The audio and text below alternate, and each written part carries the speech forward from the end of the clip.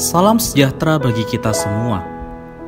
Emana kembali hadir dengan podcast pembahasan firman Tuhan.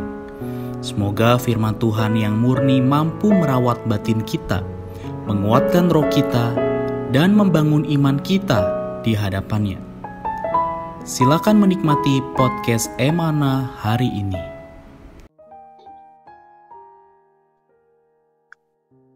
Salam damai sejahtera saudara-saudari, para pendengar podcast Emana. Puji Tuhan, sungguh sukacita bisa kembali sharing firman yang tentunya kami berharap firman ini akan memberkati saudari, memberkati para pendengar dimanapun Anda berada. Dan puji Tuhan, sudah bergabung bersama dengan kita Saudara Henry. Puji Tuhan, Saudara Henry. Puji Tuhan, saudara-saudari, saudara Ade. Amin. Ya, haleluya. Saudari, kali ini Saudara Henry akan share kepada kita satu firman dengan judul Arti Sebutan Kristen. Mungkin bagi kita ada yang bertanya-tanya, kata Kristen itu asal mulanya dari mana? Nah, nanti Saudara Henry akan share kepada kita background juga berkat yang ada di balik frase Kristen ini. Nah, topik ini saudari kita ambil dari satu ayat firman Tuhan di dalam kitab Kisah Rasul pasal 11 ayat 26.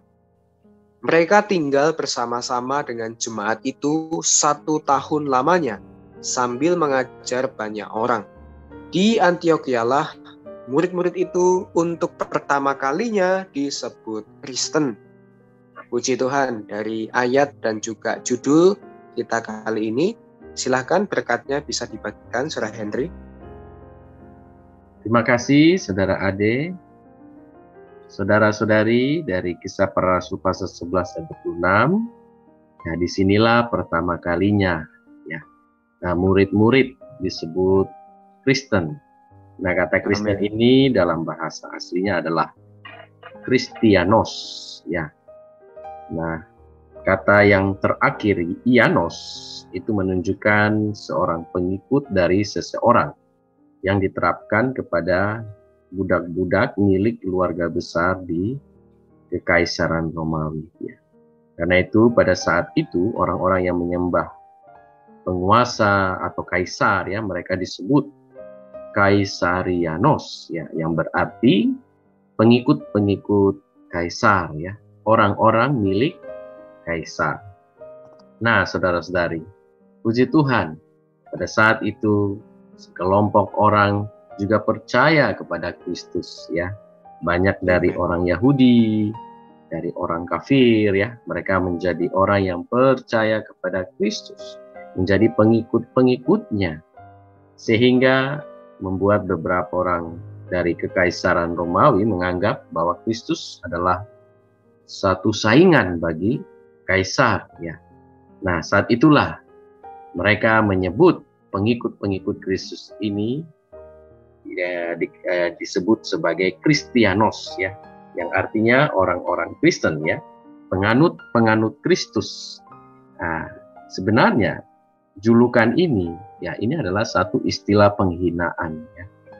Jadi bukan satu yang dibanggakan ya, tetapi satu penghinaan. Nah, saudara-saudari, murid-murid di Antiochia pada saat itu mereka diberikan julukan ini ya, julukan penghinaan ini. Ini menunjukkan bahwa mereka memikul satu kesaksian yang begitu kuat bagi Tuhan sehingga mereka menjadi berbeda ya, menjadi khusus, unik dalam pandangan orang-orang yang tidak percaya. Ya, puji Tuhan, hari ini istilah orang Kristen ya seharusnya mengandung satu makna yang positif, yaitu seorang yang menjadi milik Kristus ya. Haleluya, saya orang Kristen ya, Anda orang Kristen ya, saudara Ade orang Kristen, maka kita adalah seorang yang adalah milik Kristus. Kita seorang yang bersatu dengan Kristus ya, puji Tuhan. Bahkan ya, kita bukan hanya menjadi milik Dia, bahkan kita memiliki hayat dan sifatnya dalam satu kesatuan yang organik dengan Dia, sehingga kita hidup oleh Dia, bahkan ya kita memperhidupkan Dia seperti Rasul Paulus ya yang mengatakan bagiku hidup adalah Kristus. Nah, di dalam kehidupannya sehari-hari ya, inilah orang Kristen yang sejati. Orang Kristen yang sejati, dia berkata bahwa bagiku hidup adalah Kristus. Puji Tuhan. Amin. Ya, puji Tuhan Saudari. Dari sharing yang dibagikan Saudara Henry, kita boleh mengenal makna frasa Kristen, asal-usul frasa Kristen.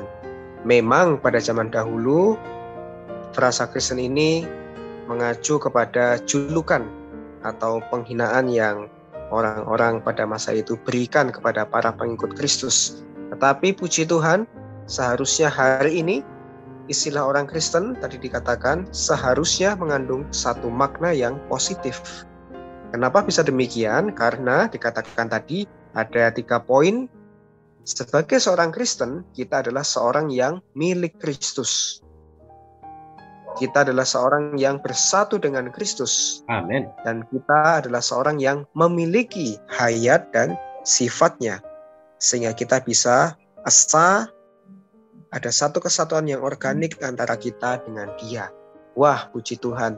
Melihat satu fakta yang demikian, kiranya mendorong kita semua saudari sebagai orang Kristen, dimanapun kita berada, kita boleh menjadi pengikut Kristus yang setia memikul kesaksian bagi Kristus. Amin. Puji Tuhan.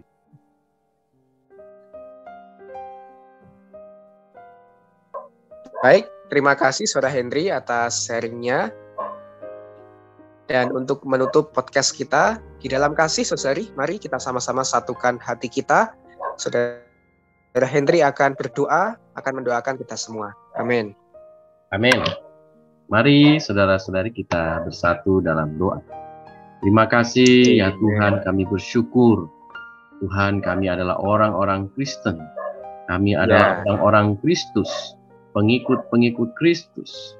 Bahkan Tuhan, Kau menjadi hayat, jadi sifat kami dalam kesatuan yang organik. Sehingga hari-hari kami boleh memperhidupkan Kristus. Terima kasih Tuhan. Kami cinta kepada. Amin. Amin. Amin. Sekian pembahasan firman porsi hari ini. Sampai jumpa di podcast berikutnya. Jangan lupa untuk download aplikasi Emana pada handphone Anda untuk manfaat yang lebih banyak. Tuhan Yesus memberkati.